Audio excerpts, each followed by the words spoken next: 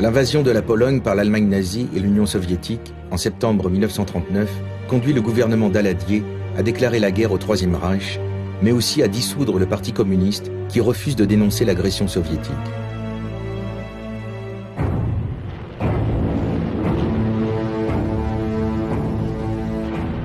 Après plusieurs mois d'inertie, les troupes nazies finissent par attaquer à l'ouest le 10 mai 1940 et pénètrent en France quelques jours plus tard.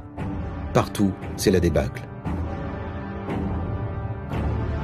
Le chef du Parti communiste, Maurice Thorez, tenu par sa fidélité au pouvoir soviétique, a déserté l'armée française pour rejoindre Moscou. On relève même des actes de sabotage dans les usines d'armement contre les forts de guerre français.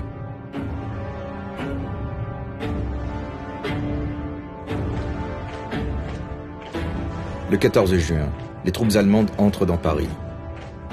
Le drapeau nazi va flotter sur la capitale pendant 4 longues années.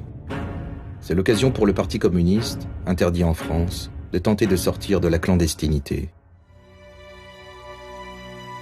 Quelques jours plus tard, sur ordre de Jacques Duclos, le chef du Parti communiste clandestin, un haut dirigeant du parti et 2 militantes se présentent dans les bureaux de la Kommandantur à Paris pour faire reparaître l'Humanité, interdit depuis plusieurs mois.